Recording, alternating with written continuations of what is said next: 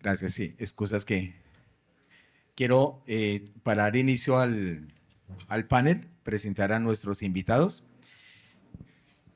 El ingeniero Luis Miguel Fernández es administrador de empresas, cuenta con más de 20 años de experiencia en empresas multinacionales y nacionales en el sector de generación de energía eléctrica. Muchas gracias, ingeniero Luis Miguel, por acompañarnos y aportar esta visión.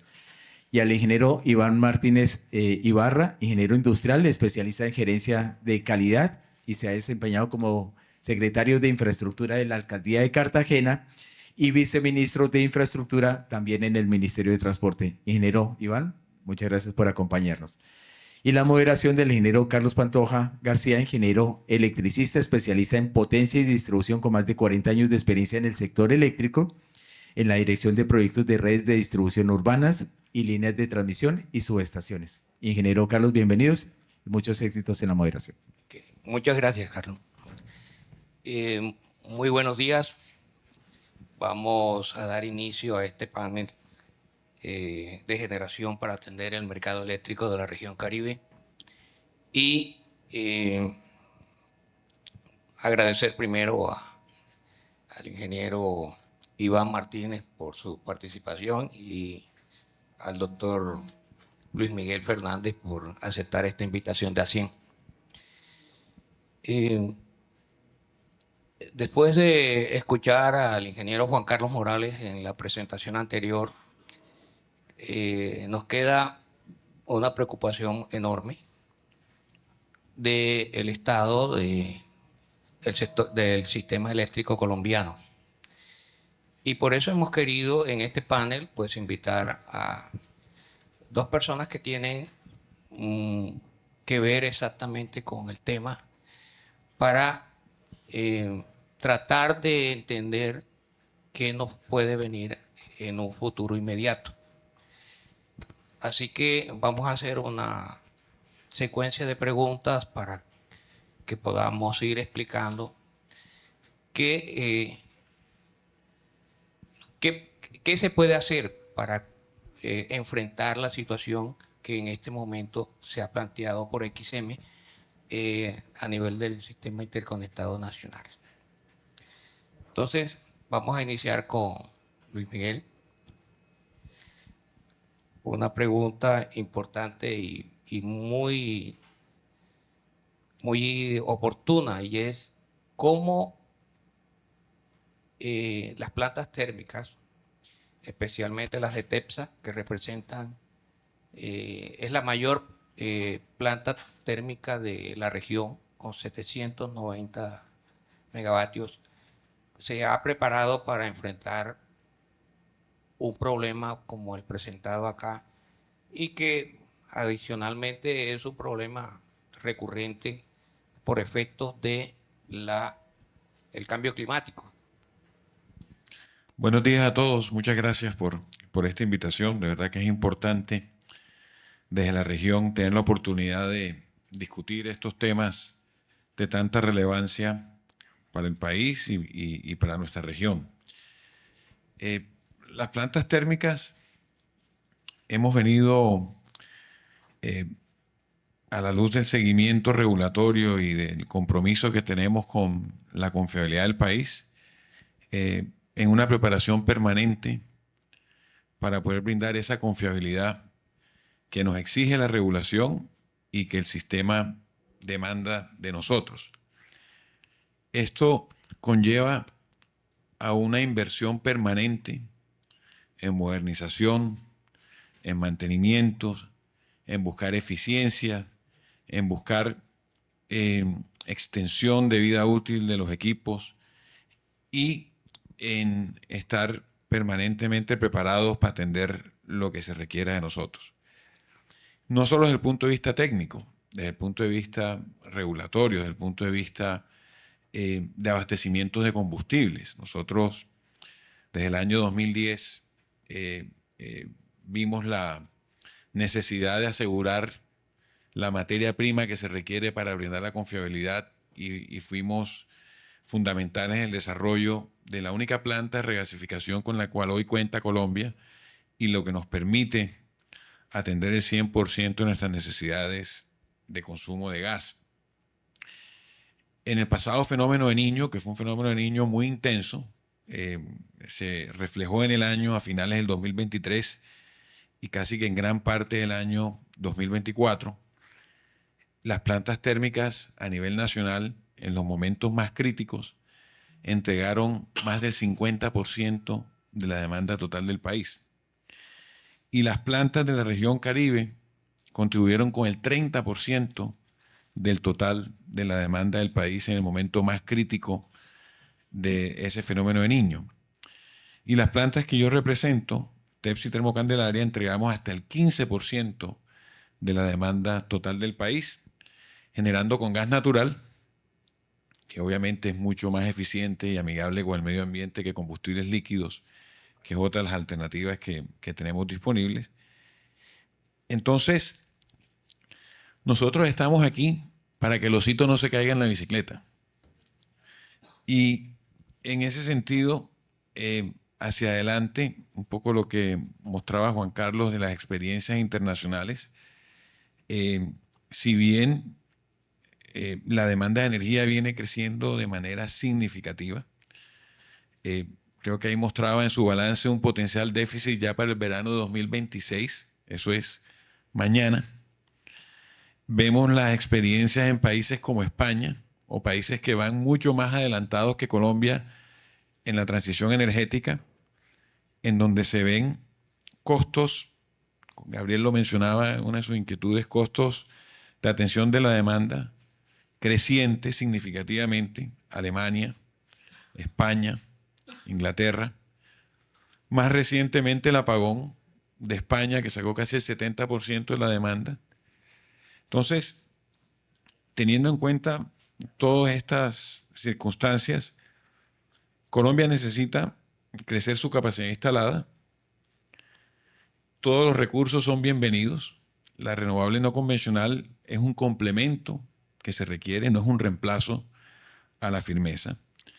Y sin duda que nosotros tenemos una condición muy particular y cada sistema es distinto y cada sistema tiene sus particularidades. Nosotros en Colombia estamos expuestos a la ocurrencia del fenómeno de Niño, en donde se requiere que las térmicas entreguen esa capacidad que entregamos recientemente. Y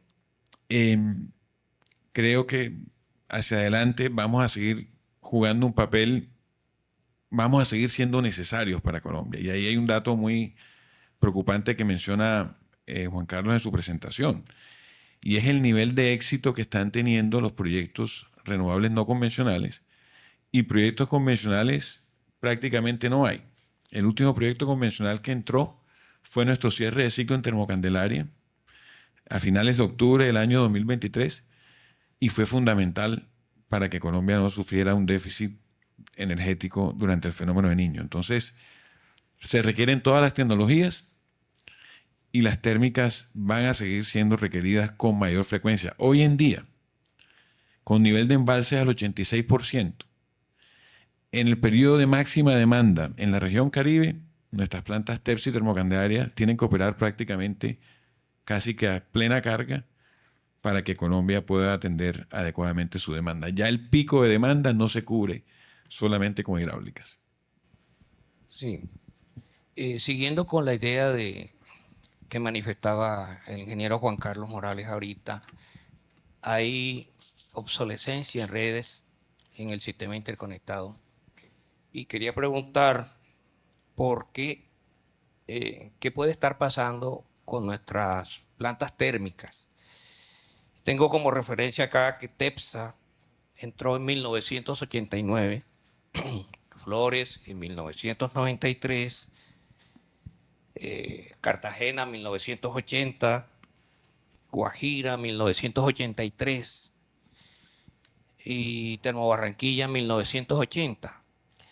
Esto sugiere que son plantas térmicas que tienen más de 30 años en servicio. ¿Qué piensan ustedes hacia el futuro en el sentido de renovar o de tener alguna otra opción de generación de otro tipo para sustituir o para poder continuar con la energía térmica. Sí, nosotros siempre estamos enfocados en mantener nuestros equipos en el estado del arte. Y eso requiere unas inversiones significativas. Estamos en un proceso permanente de modernización, un proceso permanente de mejorar sus eficiencias. Y eso se demuestra, la efectividad de eso en los momentos críticos, como de nuevo en este fenómeno de Niño reciente, que fue muy intenso y en donde pudimos entregarle al país lo que se requiere de nosotros.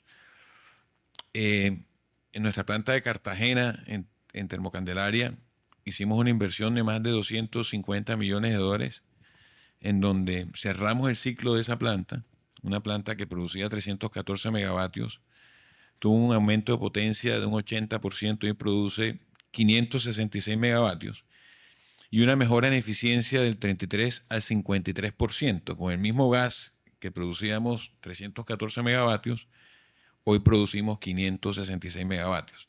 Entonces, hay un esfuerzo permanente de invertir en modernización, en mantenimiento y en reemplazo de equipos que nos permita brindarle el grado de confiabilidad que hemos podido brindar históricamente.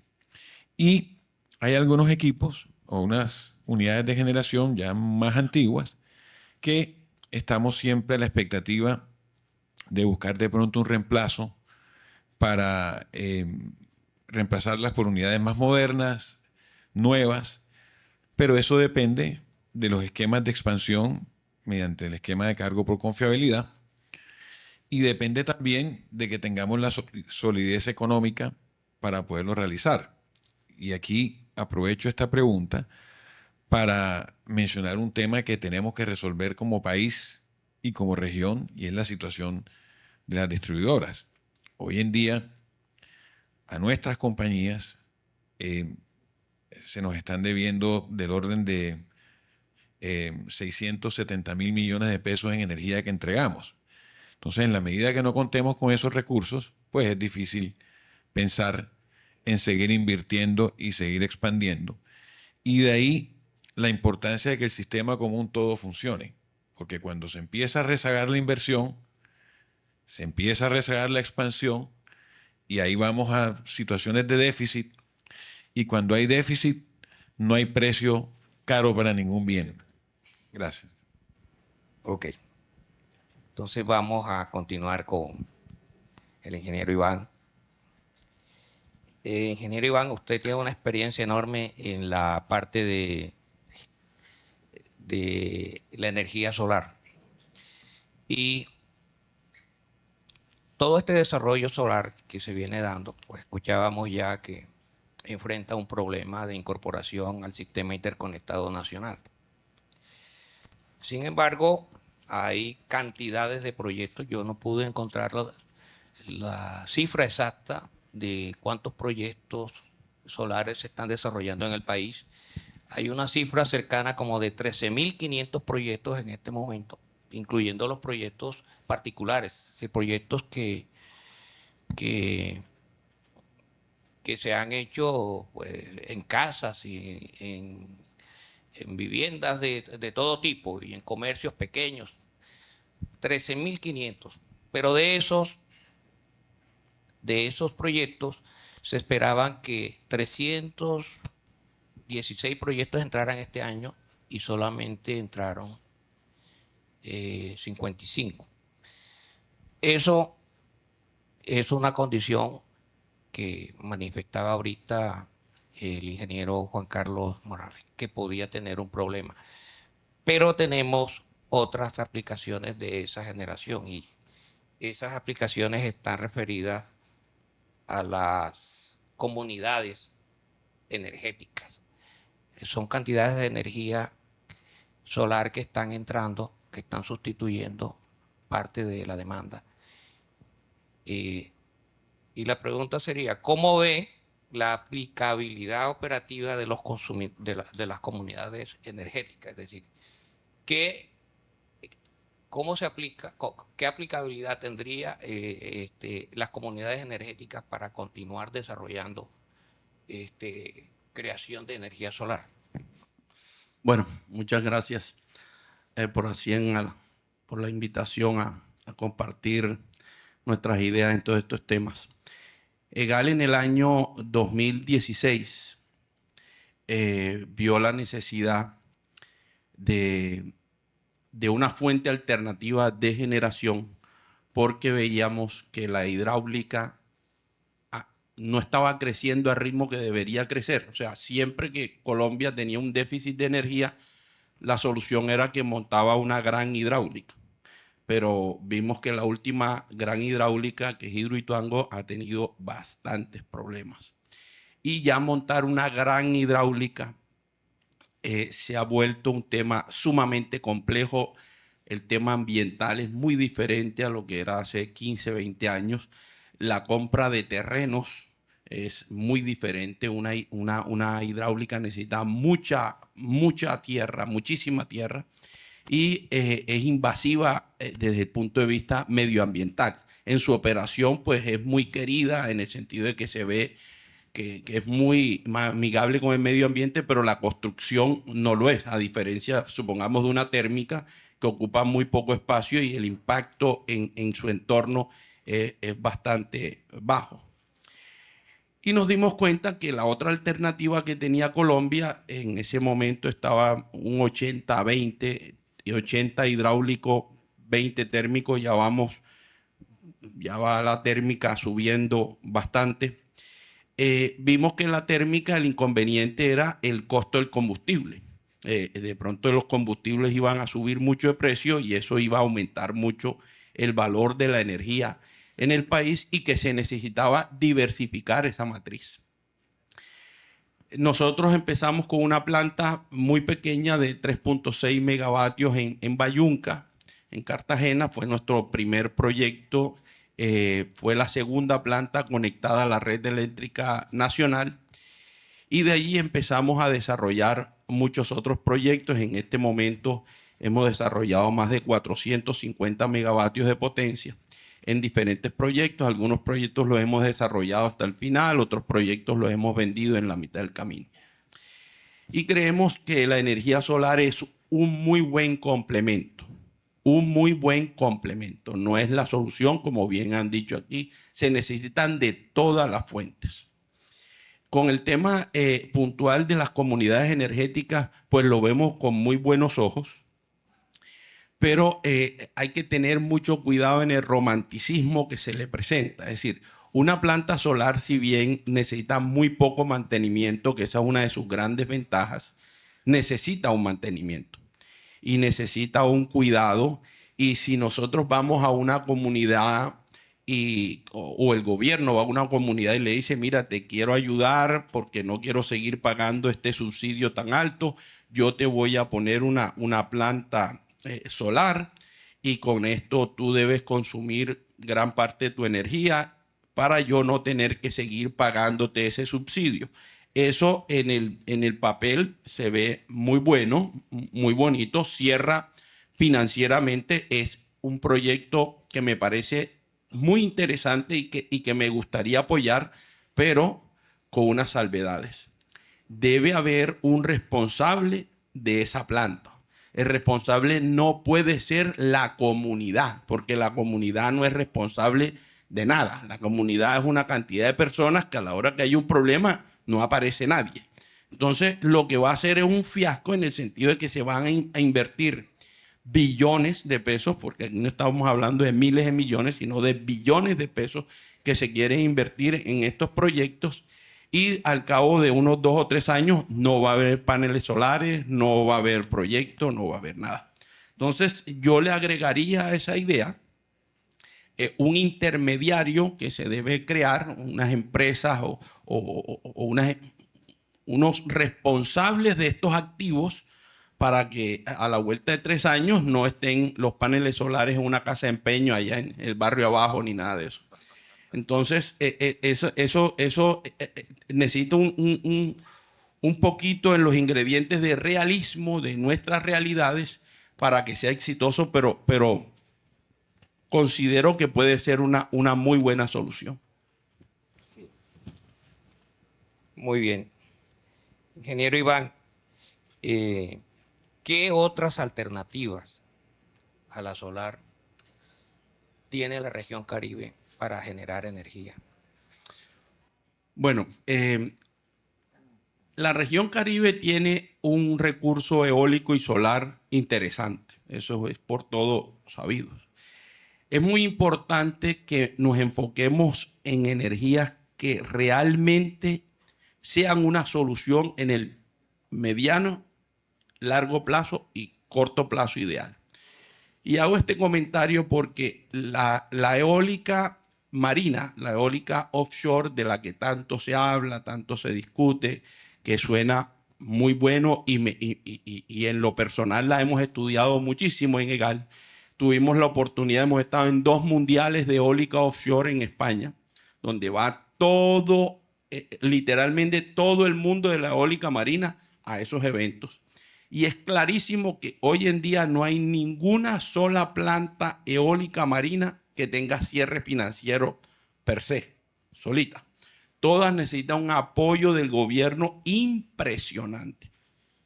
En el agua todo cuesta el doble o el triple. Y si es agua de mar de acá, súmale un poquito más. Entonces el mensaje va primero a que no le gastemos tanta energía a esos proyectos que todavía en Colombia están muy lejanos. No existe ningún país en el mundo que desarrolle eólica marina sin antes haber desarrollado prácticamente el 100% de eólica en tierra. No existe. Todos los que tienen eólica marina es porque en tierra no tienen cómo hacerlo. Y por un tema de seguridad energética, el país invierte unos recursos exorbitantes simplemente para decir yo quiero tener mi propia energía y no depender de otros. Pero financieramente no cierra. Eso hay que dejarlo muy claro. La eólica en tierra en el Atlántico, en todo el departamento de Bolívar, en todo el departamento de La Guajira y en toda la costa Caribe tiene un potencial increíble.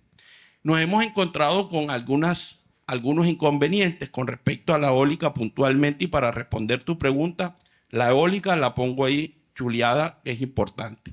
Uno es que donde tenemos el recurso no tenemos la capacidad de llevar ese recurso a las fuentes de consumo. Eso lo vemos clarito en zonas como La Guajira, que empresas como Enel y empresas como de Portugal, empresas de energía de Portugal, que estamos hablando de 2 empresas muy importantes a nivel mundial que hacen proyectos en el Congo belga, en zonas sumamente complejas del África, del Asia, y aquí tiraron la toalla. Y eso es una cosa que uno tiene que ver. O sea, todo el que va a entrar aquí dice, bueno, si este hombre no pudo contra este contrincante, yo por qué sí voy a poder. Es un tema complejo el tema de las redes.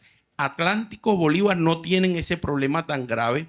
En todo el callejón Cartagena-Barranquilla hemos hecho mediciones y tenemos resultados muy interesantes. Todo el tema de Galera Zamba ha dado muy buenos resultados. Aquí en el Atlántico, lástima que donde mejor marcas en el parque es Salamanca. No te dejan poner ni un pitillo allí. Uno dice, no, que es energía limpia. No. Y eso, pues hay que respetarlo. El parque Salamanca es muy bueno.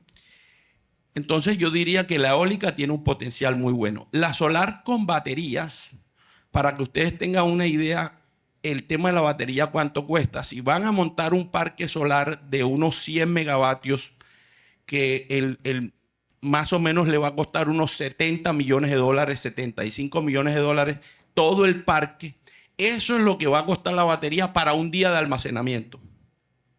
El mismo valor del proyecto es lo que vale un día de almacenamiento. Es decir, si yo quisiera tener energía 24 horas en un parque solar, yo tendría que hacer un parque solar sobrediseñado para mandar una parte de esa energía en el día y otra parte la mando a una batería, y en la noche que no estoy generando, genero con la batería. Pero ese chiste me cuesta el doble.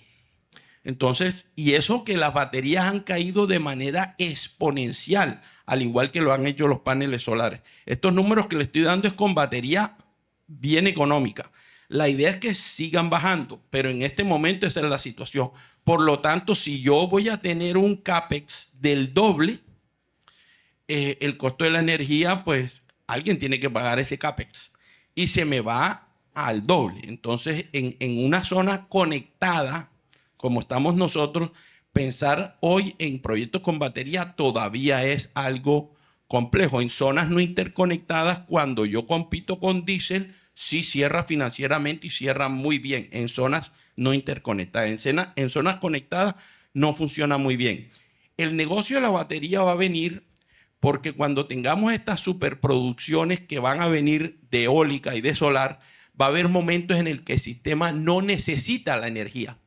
Y a diferencia de la térmica, yo cuando genero no consumo nada. Es decir, yo tener un parque solar generando o sin generar me vale lo mismo. Entonces, si el sistema no me recibe la energía y hay un señor que tiene un negocio de baterías y él dice, bueno, nadie te la recibe, yo te la compro en este precio, pues uno se la va a vender a ese señor en ciertas épocas horarias y ese señor en ciertas épocas horarias donde no hay energía, va a entregar energía al sistema. Y eso es un negocio muy interesante que el gobierno debe promover para estabilizar un poquito los precios.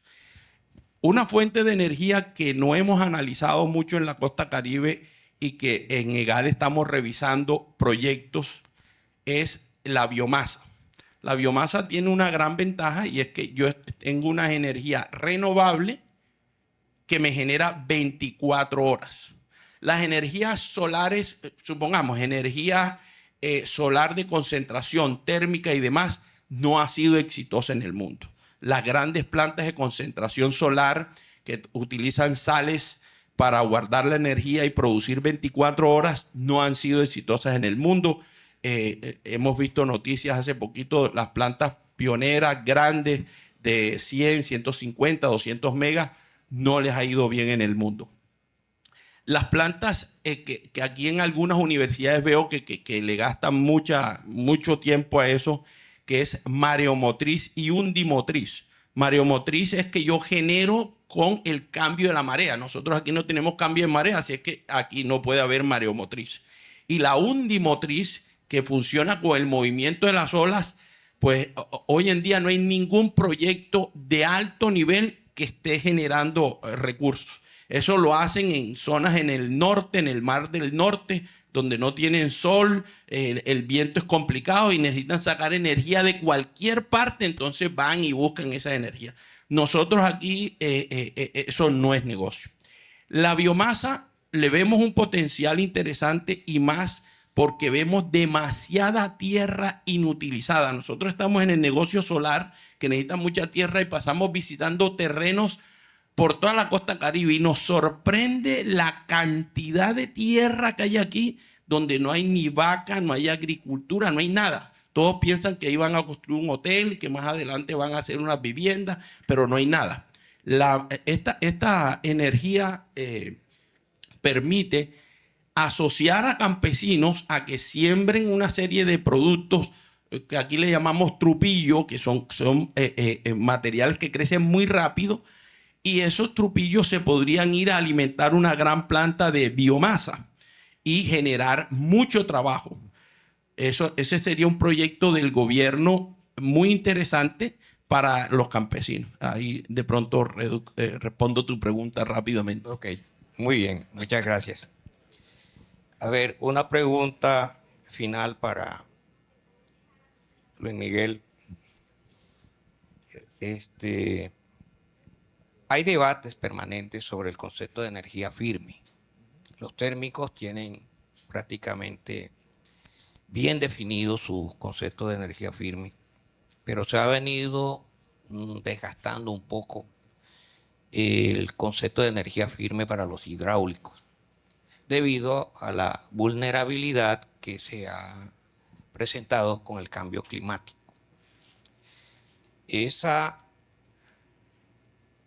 digamos, esa degradación del concepto de energía firme para los hidráulicos, ¿cómo pudiera mejorarse? O sea, ¿hay alguna posibilidad de que esta energía, que parece tornarse intermitente también, tuviera alguna posibilidad de mejorar?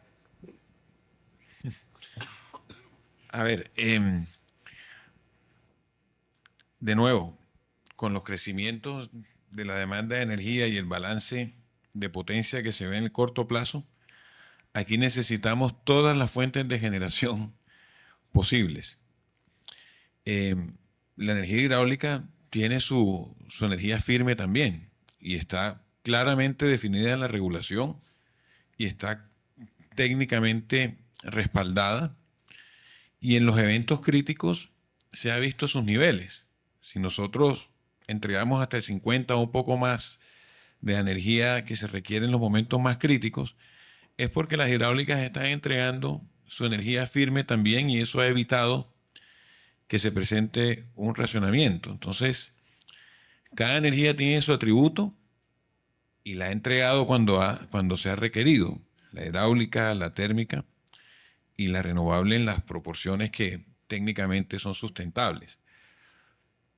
Lo que sí está pasando es que la demanda ha crecido muy fuertemente y los recursos convencionales no han crecido en la misma medida. Entonces, cuando viene el fenómeno crítico, la demanda supera o está muy cerca de la capacidad de producción de los recursos convencionales, y ahí es donde se presenta, digamos, la situación más apretada para el sistema en mi concepto.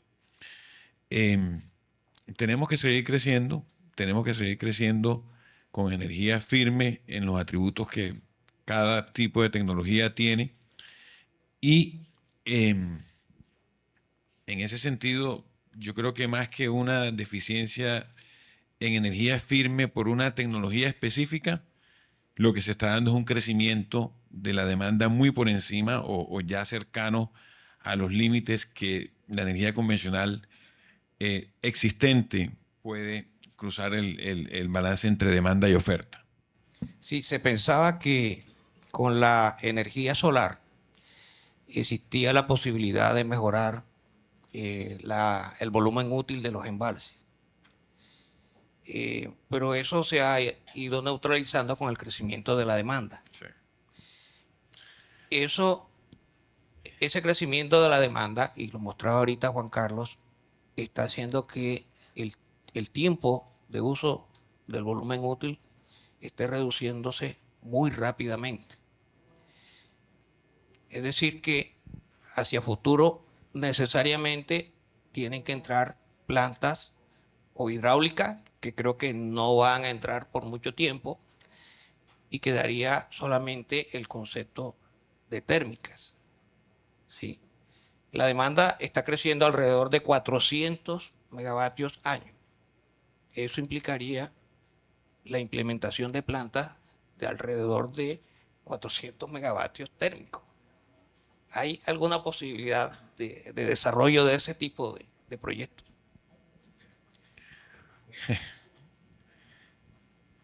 El mecanismo está, la regulación está, hay que seguir, digamos, creciendo sobre lo que este sistema ha construido. La ley 142 y 143 creo que ha sido de los eventos de mayor impacto en la mejora de la calidad de vida de los colombianos, no solo en cuanto a electricidad, en cuanto a comunicaciones, en cuanto a acueducto de alcantarillado, en cuanto a todos los servicios públicos. Hemos construido un sistema que ha demostrado su resiliencia. Ha sido una mejora sustancial versus lo que existía antes de la ley 142 y 143 en nivel de cobertura, en impacto sobre las finanzas públicas, en confiabilidad. Pero para crecer en recursos convencionales se requiere construir sobre lo que hemos construido, pero hay temas que hay que resolver. Por ejemplo, el tema de los combustibles. Si queremos plantas térmicas, necesitamos combustibles para que operen. La región Caribe tiene grandes recursos de carbón. Hay países desarrollados en el mundo, no sé cuántos gigas de carbón construye la China anualmente. Y nosotros tenemos el recurso enterrado aquí, el recurso de carbón, el recurso de gas.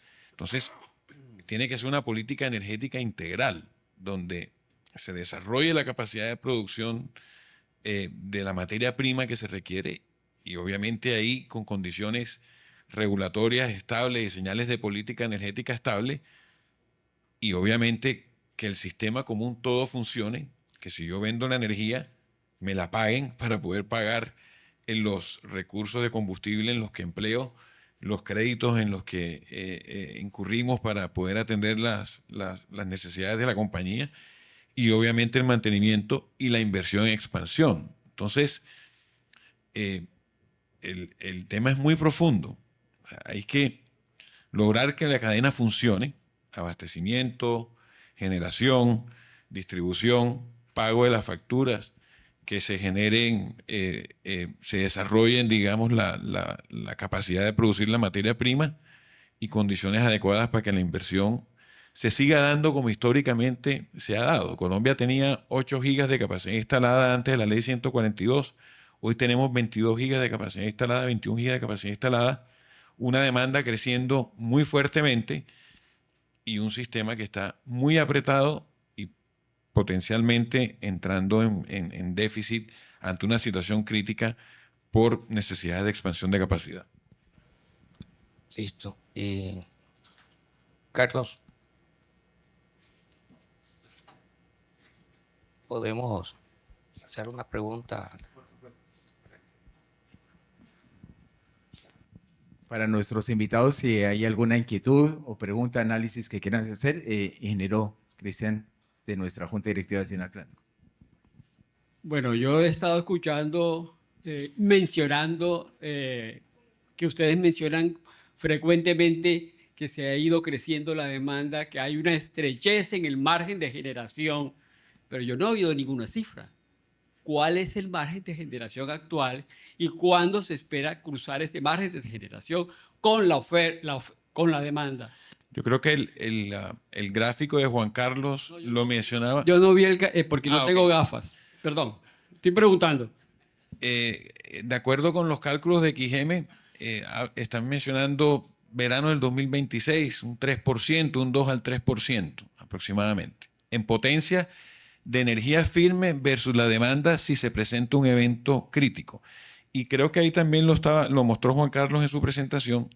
Ya la demanda máxima de potencia no es suficiente la capacidad hidráulica para atenderla, o estamos hablando de 13 gigas en día ordinario de demanda máxima de potencia, ya prácticamente o cercano a los 12, 13 gigas, ya ahí la generación hidráulica no es suficiente para atender la demanda máxima de potencia en un día ordinario. Entonces ahí se requieren otros recursos como los térmicos en la noche o la energía renovable no convencional almacenada para que Colombia hoy pueda atender la demanda máxima de potencia. Eso nos da un margen de reserva mínimo o inexistente prácticamente. ¿Cuánto es el margen de reserva hoy? En potencia, de acuerdo con la proyección, entre el 2 y el 3% es lo que hay. Ok. El pico de la demanda, perdón, no quiero, pero el pico de la demanda en estos momentos, ¿cuánto es, señor? ¿Y cuánto es ya dijeron, la capacidad de generación es de 21, la capacidad de generación? Yo le pasaría la pregunta a Juan Carlos.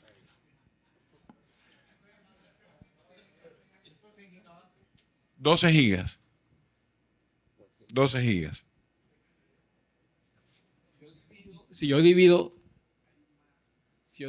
21 sobre 12, yo tengo un margen ahí con respecto a la demanda bastante. Pero es que el margen, digamos, de potencia hay que medirlo, y cuando estamos hablando de obligaciones de energía firme, cuando hay una situación crítica. Y entonces en una situación crítica, la capacidad hidráulica se te baja al 50%. y ahí tiene que complementarse con la capacidad térmica. Entonces, en una situación crítica no cuentas con los 21, cuentas con la energía firme hidráulica, que es la que se da en el momento más crítico de hidrología, que se afecta en un 50%, y se complementa con la generación térmica y otras fuentes de generación. Pero 12 gigas y la capacidad hidráulica está cercano a 13 gigas hoy en día, entonces ya ahí el margen de reserva hidráulico versus demanda máxima de potencia es cada vez más estrecho. Ok. Bueno, muchas gracias a Luis Miguel y a Iván por esta participación en este evento. Muchas gracias. Ingeniero Carlos, muchas gracias y pido un fuerte aplauso a nuestros invitados especiales. Seguimos enriqueciendo con la visión de las autoridades, de la ingeniería, de las empresas del sector sobre el futuro del sector eléctrico en la región Caribe. Los invito en el marco de este foro en el Caribe 2025 a visitar los stands de nuestros patrocinadores de Lunesia y de Tecnodiesel, que se han vinculado gracias a ustedes, señores empresarios, para que puedan visitar los stands y conocer de los productos y servicios. Igualmente, este refrigerio que vamos a tener a continuación está patrocinado por Afinia, a quien también agradecemos.